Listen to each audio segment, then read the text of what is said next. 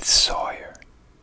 Today I will be reading The Tomtit and the Bear by the Brothers Grimm. One summer day, as the wolf and the bear were walking together in a wood, they heard a bird singing most delightfully. "Brother," said the bear, "what can that bird be that is singing so sweetly?"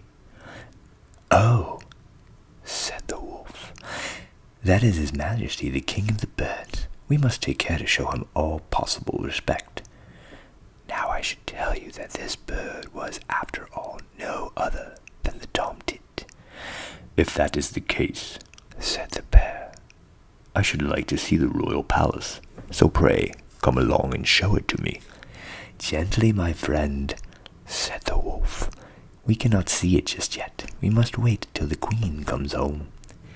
Soon afterwards the queen came with food in her beak, and she and the king began to feed their young ones. "Now for it," said the bear, and was about to follow them to see what was to be seen. "Stop a little, Master Bruin," said the wolf. "We must wait now till the majesties are gone again." So they marked the hole where they had seen the nest and went away. But the bear, being very eager to see the royal palace, soon came back again, and peeping into the nest, saw 5 or 6 young birds lying at the bottom of it. "What nonsense," said Bruin. "This is not a royal palace. I never saw such a filthy place in my life, and you are no royal children, you little base-born brats." As soon as the young Tomtits heard this, they were very angry and screamed out, "We are not base-born, you stupid bear. Our father and mother are honest, good sort of people, and depend upon it you shall suffer for your insolence." At this the wolf and the bear grew frightened and ran away to their dens. But the young Tomtits kept crying and screaming, and when their father and mother came home and offered them food, they all said, "We will not touch a bit, no, not the leg of a fly, though we should die of hunger till that rascal Bruin has been punished for calling us base-born brats." "Make yourselves easy, my darlings," said the old king. "You may be sure he shall meet with his deserts." So he went out and stood before the bear's den and cried out with a loud voice, "Bruin, the bear, thou hast shamefully insulted our lawful children. Therefore hereby declare bloody and cruel war against thee and thine, which shall never cease until thou hast been punished as thou so richly deservest." Now when the bear heard this, he called together the ox, the ass, the stag, and all the beasts of the earth in order to consult about the means of his defense. And the Tomtit also enlisted on his side all the birds of the air, both great and small, and a very large army of hornets, gnats, bees, and flies, along with other insects.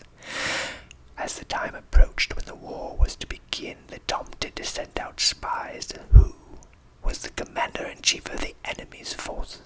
And the gnat, who was by far the cleverest spy of them all, flew backwards and forwards in the wood where the enemy's troops were, and at last hid himself under a leaf on a tree close by, which the orders of the day were given out. And the bear, who was standing so near the tree that the gnat could hear all he said, called to the fox and said, "Reynard, you are the cleverest of all the beasts, therefore you shall be our general and lead us to battle. But we must first agree upon some signal by which we may know what you want us to do."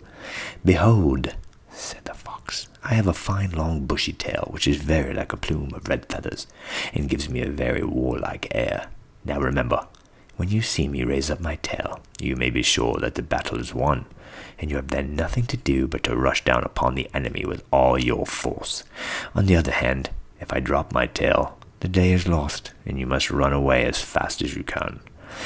Now when the gnat had heard all this, she flew back to the Tomtit and told him everything that had passed. At length the day came when the battle was to be fought, and as soon as it was light, behold, the army of beasts came rushing forward with such a fearful sound that the earth shook. And His Majesty the Tomtit with his troops came flying along in a warlike array, flapping and fluttering and beating the air so that it was quite frightful to hear. And both armies set themselves in order of battle upon the field.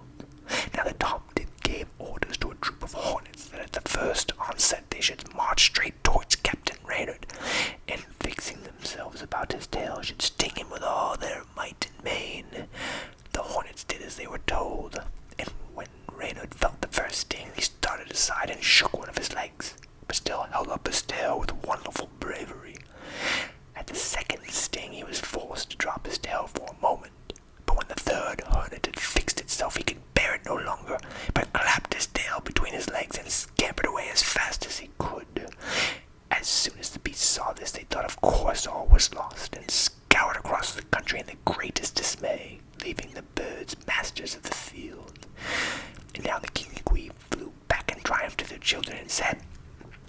children eat, drink, and be merry, for the victory is ours. But the young bird said, No, not till Bruin has humbly begged our pardon for calling us base-born. So the king flew back to the bear's den and cried out, Thou villain bear, come forthwith to my abode, and humbly beseech my children to forgive thee the insult thou hast offered them.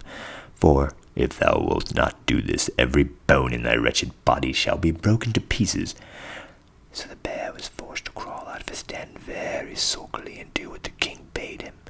And after that the young